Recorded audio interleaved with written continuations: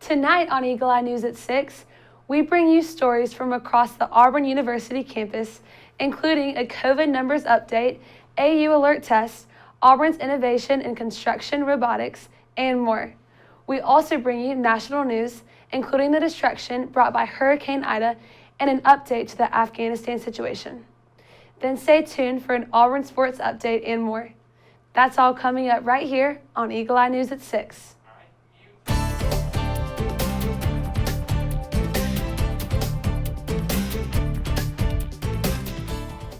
Good evening and welcome to Eagle Eye News at 6. I'm Mary Lauren Burdeshaw. And I'm Jack West. Auburn University reported a decline in confirmed COVID cases across the week of August 23rd. 360 cases were recorded between August 23rd and August 29th at Auburn University, 64 less than the week prior. The AU Medical Clinic also reported that there was a sharp decline in positive COVID-19 tests, despite conducting nearly 100 more tests. Auburn University hosts its first football game of 2021 this coming Saturday and will not be requiring masks to be worn at the open-air venue, though do recommend it.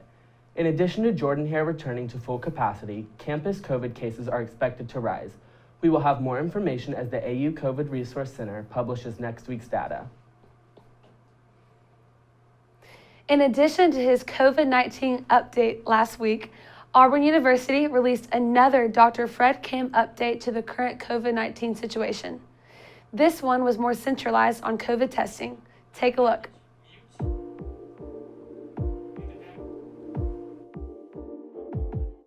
If you have symptoms that could be considered consistent with COVID, then you should get tested. Sometimes you need to be tested more than once because of the timing of the test.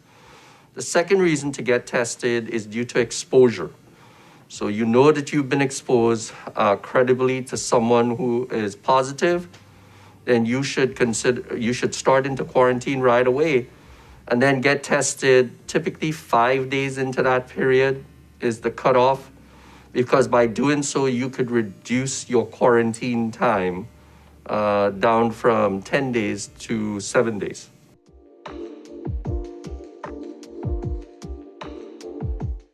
Anyone who tests positive within the Auburn University community is required to self-report your positive tests, whether you are a faculty, a staff, or a student. By self-reporting, it then triggers a number of items. If you're in on-campus housing, it helps us to identify where you are and then to help you move into isolation, as the case may be, or to quarantine in place. If you are a staff member, then again, it will allow the COVID liaison individuals to get a hold of you, and that way you can then be given information about what's the next step. Same goes for faculty. So self-reporting is really important from that standpoint. It's also important because it gives us an idea of how many positive cases we're getting.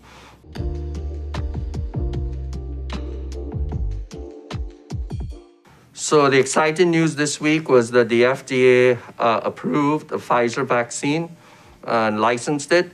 So that allows people who were holding out, waiting for a vaccine to be licensed, to go ahead and get the vaccination. Irrespective of that, vaccines are widely available, Pfizer, Moderna, and Johnson & Johnson, both on campus and off campus. The time to vaccinate is now, because this is the time when we're trying to prevent and have a successful fall semester. For the full video, you can visit the Auburn University YouTube channel. After Monday's tornado warning stemming from the landfill of Hurricane Ida, you may be a bit more familiar with the AU alert system the university employs to alert student and faculty of potential danger. The university announced that they will be performing a routine test of the AU alert system September 7th, so do not be alarmed if you begin hearing the sound associated with those alerts. Messages will be sent to all numbers and emails registered with AU Alert, in addition to other university forms of communication. If you need to update your contact information with AU Alert, you can do so using the AU Alert link on the My Campus section of AU Access. This week, Auburn University launched a new website focused on offering diversity, equity, and inclusion resources to the Auburn community and prospective students. The webpage was created to serve as a vehicle for the university's ongoing commitment to embracing all members of the Auburn family. DEI resources offers include a newsroom for all DEI-related stories at Auburn, Auburn enrollment statistics, a means of getting involved with DEI organizations, and more. The webpage can be found at auburn.edu/inclusion. Auburn University announced this week that their 2021 public service announcement will be debuting September 3rd on the university Facebook page. The PSA will spotlight Auburn's focus on cutting-edge technology and the university's upward and forward movement. 3 areas of Auburn innovation will be featured, including innovations in vertical gardening technology, the use of a robot dog to improve work in building construction, and the university's drive forward as national leader in the training of pilots through a partnership with Delta Airlines. The PSA will be titled In Auburn and will launch on Facebook at noon. The following day, it will be presented in front of a national audience during September 4th Auburn-Akron football game. When we come back, Auburn University has made strides in robotics, and the university has released an announcement that a so-called cure for COVID is actually unsafe for consumption. You're watching Eagle Eye News at 6.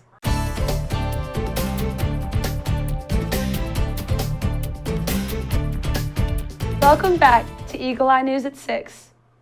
Recently, farm supply and feed stores cannot keep a livestock deworming medication called ivermectin on the shelves due to social media posts claiming that the medicine is a cure for COVID-19, but is a veterinary medication even safe for humans?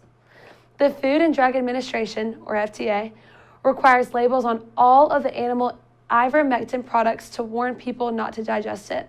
Yet, the Alabama Poison Information Center at Children's of Alabama has received more than 24 ivermectin exposure calls so far, with most of them relating to COVID-19. An Auburn University Associate Clinical Professor of Pharmacy Practice, Marilee Bullock, adds that while a human formulation of ivermectin exists, safety must be prioritized. Bullock states, "It would be wonderful to have a cheap oral medicine to treat COVID, but that the blood concentrations needed for the active ingredient are substantially higher than ever studied and is not safe in humans. Research shows that it does not work in normal human doses." The Auburn University College of Veterinary Medicine's Southeastern Raptor Center, with help from specialists at the Georgia Department of Natural Resources, has recently released a rehabilitated young bald eagle back out into the wild. The bald eagle, which was hatched in early spring, was transferred to the Raptor Center last April after it was found on the ground in Keysville, Georgia. Once at the center, the bald eagle was treated for parasites and nourished while it learned to socialize with others of its kind, prompting its recent release at West Point Lake after numerous flight tests. Stephen Cadeltz, Raptor Rehabilitation Specialist at the center, says, "It's a privilege to continue to contribute to the wild population of raptors in Georgia and across the Southeast, and that it's especially important with such species as the majestic bald eagle that was once endangered in the U.S. You may know Auburn's famous mascot, Aubie, but I bet you haven't heard of the university's new coolest addition, Mac. Mac is an agile robot dog designed by Boston Dynamics and purchased by the McWhorter School of Science and the College of Architecture, Design, and Construction in order to fulfill the university's mission to research, service, and teach by being utilized on construction sites and in classrooms. Mac is a Boston Dynamics Spot. He's a quadruped autonomous robot that we use on construction projects in order to do data capture. Historically, field engineers would be responsible for data collection on a job site, and that includes photographs, 360 images, laser scanning, drones, things like that. And so what we're looking at is how can we take the technology in Mac and autonomize that, meaning that you don't require human intervention to execute those items. As an outreach tool, it's really helpful to get Mac in front of elementary, middle, and high school students to be able to see what the construction industry looks like. I think there is a perception of the construction industry that it's all hammers, hard hats, and steel toes, but there's a very tech-heavy side of the construction industry. Within the last decade, we've seen an enormous shift in robotics and technologies, and Mac is just a representative sample of that. As a recruitment tool, Mac is awesome. I might go present to a class and talk about how great the School of Building Science is, and within a week, it's likely that those students won't remember much of that. But if I walk in a 3-foot robot that can dance and climb up and down stairs, there's a good chance those students will remember that. So as a recruiting tool, it's an exceptional for that.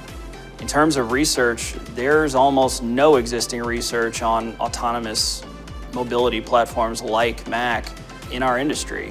And so the research we're doing, the outreach we're doing, the teaching we're doing, it's all quite novel. If you were wondering how to get involved at Auburn, wonder no longer. Head Involvement Ambassador Travis Harrison gives you all you need to know about involvement at Auburn. Hello everyone, my name is Travis Harrison and I am the Involvement Ambassador President. Looks like a nice guy. I'm extremely excited to tell you about all the different ways you can get involved on campus. There are a lot of different open committees and applications right now, as well as events planned by different organizations. You can attend these events to get to know the organization and learn how to get involved with them. Some organizations with open applications are BSU Freshman Committee, SGA Freshman Forum, and Lobby Board, and the Beat Bama Food Drive Committee, Students for Clean Water new member application, and so many more. The best way to find these forms is to go onto AU Involve, sign in with your Auburn username and password, and then go to the Forms tab. To find upcoming events, you will visit the Events tab. You'll be able to see all of the events from all of Auburn's organizations that are planned currently. Lastly, you can search by keyword on the homepage to find organizations that you may be interested in joining. You can click on the organization's page to find their general information, contacts, meeting times, and how to join.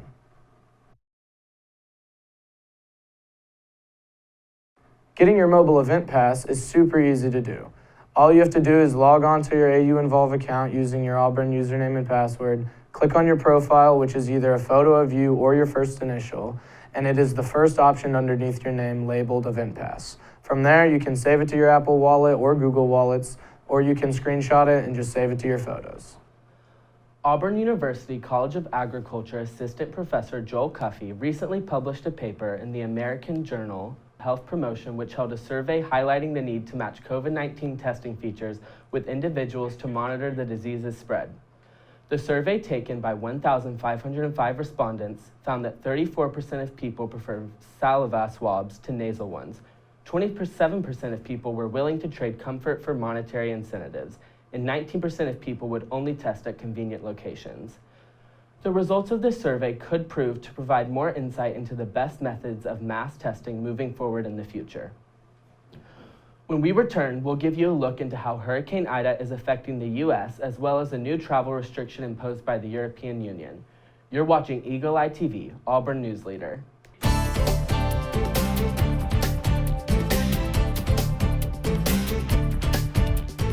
We return now to Eagle Eye News at 6. Hurricane Ida ravaged New Orleans and impacted most of the South this week as it made its way from the Gulf of Mexico into the northeast of the United States. The storm became as strong as a Category 4 as it made landfall early this week, leading to an estimated $15 billion in insured damages and over 45 deaths. Ida is one of the strongest storms to hit the Gulf Coast in the United States in recent history. The strength of the storm continues to show itself as even 3 days after making landfall in Louisiana, its remnants caused the first flash flood warning in New York City. Ida was only the 4th hurricane of the 2021 Atlantic hurricane season. The final U.S. military plane left Afghanistan on August 30th. 6,000 American citizens and a total of more than 124,000 civilians have been evacuated from Afghanistan, according to Defense Secretary Lloyd Austin. Still, the United States' work in Afghanistan is not over. A senior State Department official believes that there are close to 250 American citizens currently in Afghanistan who may still wish to leave. The Biden administration says its commitment to help those Americans leave the country will continue. CNN's Jeff Zeleny reports. Pleasure to welcome President Biden welcoming the Ukrainian president to the White House today as the administration tries to turn the page from Afghanistan. The United States remains firmly committed to Ukraine's sovereignty and territorial integrity in the face of Russian aggression. In the Oval Office, Biden not taking any questions about the troop withdrawal. Thank you all very much. or the Americans left behind.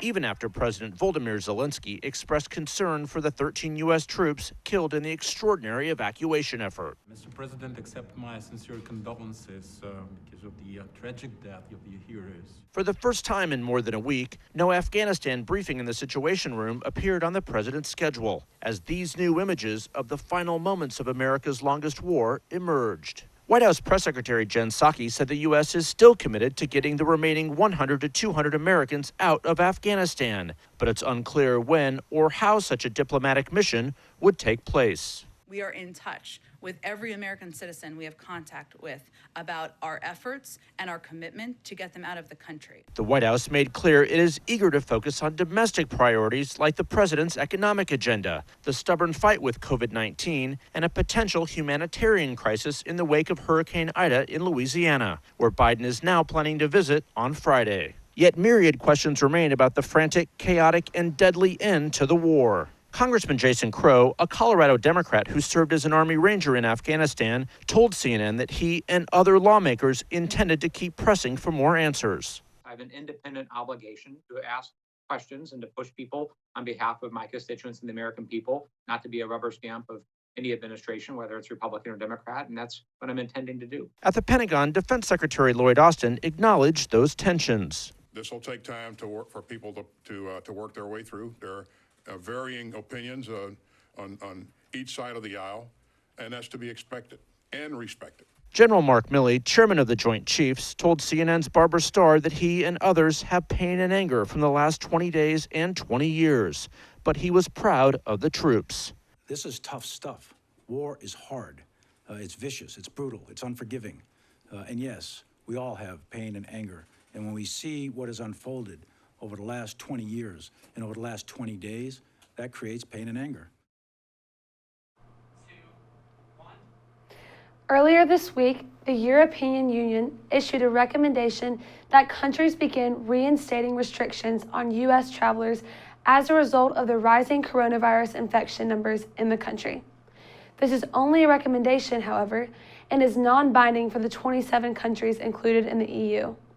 Travelers should not expect consistency in restrictions per country. As for the United States restrictions on EU travel, the borders of the U.S. remain closed. Discussions remain ongoing, but the Biden administration has yet to indicate they will lift the ban on EU travelers. The U.S. Supreme Court has formally refused to block a controversial new abortion law in Texas. The decision came late Wednesday night. It was 5-4 vote, with Chief Justice John Roberts joining the 3 liberal justices on the dissenting side. The majority wrote that the decision is not about the constitutionality of Texas law and that challenges can continue in courts. However, in the dissenting opinion from Justice Sonia Sotomayor, calls the law flagrantly unconstitutional. The law, which took effect Wednesday, preventing women from getting abortions after 6 weeks of gestation. That's before many even know they're pregnant. It also allows private citizens to sue anyone who helps a woman obtain an abortion.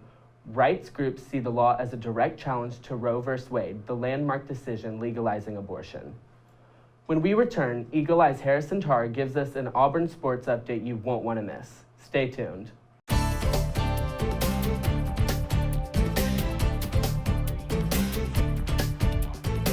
Welcome back to Eagle Eye News at 6. I'm Harrison Tarr here with your update on everything in Auburn sports. 3-0, Auburn soccer begins a 5-match homestand tonight against the UAB Blazers. The number 11 Tigers will look to continue their 8-game win streak over the 1-3 UAB team. Auburn currently sits as the highest-ranked SEC team in the coaches' poll. Game time is set for 6:30 p.m. and can be watched on the SEC Network Plus. Admission to all home contests at the Auburn Soccer Complex is free for fans of all ages. Due to the cancellation of the Southeastern Showdown, Auburn Volleyball will now host Cal State Fullerton and Southeastern Louisiana in an impromptu tournament tonight and Friday. The Tigers are off to their first 2-0 start since 2015 and will look to continue their streak after sweeping the War Eagle Invitational last weekend. Auburn will play 2 matches over the course of the next 2 days, starting with a matchup against Cal State Fullerton at 7 p.m. Central tonight. Tomorrow, the Tigers will face Southeastern Louisiana at 7:30 p.m. Central for the final match of the event. Neither match will be streamed on the SEC Network, but stay tuned for radio coverage information on Friday's matchup. Auburn football begins its 2021 campaign under new head coach Brian Harsin on Saturday when the Tigers play host to the Akron Zips in Jordan-Hare Stadium. The Tigers are coming off a 6-5 record in last year's SEC-only schedule. Bo Nix will start this weekend at Auburn quarterback for Auburn for the third year. However, he will be following an entirely new offense under the guidance of Harsin's coaching staff. Kickoff is set for 6 p.m. Central on ESPN+. For the fans, game day will return to some form of normalcy with the traditional Eagle Flight, as well as a modified Tiger Walk for student-athlete safety. Tailgates are back on campus, but ticketing will remain digital during the 2021 season. The band will be back to performing on the field for both pregame and halftime shows. Tiger fans are still encouraged to celebrate an Auburn win at Toomer's Corner, but officials are urging fans to hold off another year from rolling the Auburn Oaks and Descendants along Sanford Park. That's all we have for Auburn Sports tonight, but for more sports updates, check out our Twitter at EETV_sports and our website at eagleeye.com. I'm Harrison Tarr. This has been your Auburn Sports Update.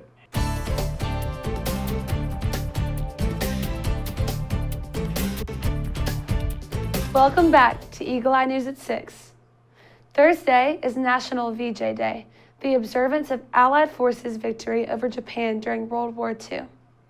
The 6-year-long global war left as many as 80 million military members and civilians dead. The war was fought on every continent except Antarctica. The announcement of Japan's surrender came on August 15, 1945, effectively bringing the war to an end.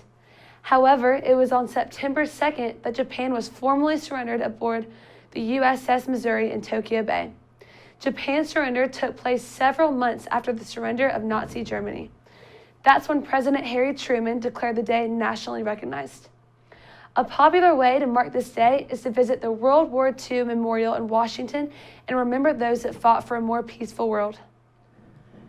In an update to last week's story about the Alabama police officer who looks a lot like Dwayne "The Rock" Johnson, The Real Rock has said that he would like to meet his doppelganger. The pro wrestler turned actor has been tweeting about Eric Fields, the Morgan County officer and Rock lookalike, saying that Fields is the cooler looking of the two. The Rock also says that he would love to share a drink of tequila with Eric Fields, a high honor to bestow upon anyone. Every kiss begins with Kay, and our new Lee County Humane Society Pet of the Week, Kay, would love to shower you with kisses if you let her. Kay is a shy girl who took some time getting used to her surroundings, and now all she wants is back scratches and cuddles. She enjoys basking in a window and loves telling you all about her day when you get home. Kay is 3 years old, spayed, vaccinated, and microchipped.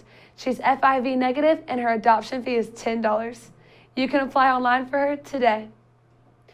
We're out of time, but for more Auburn news, head over to our website, eagleeyeauburn.com, and check out our social media pages. I'm Mary Lauren Burdeshaw. And I'm Jack West. Thank you for watching, and War Eagle.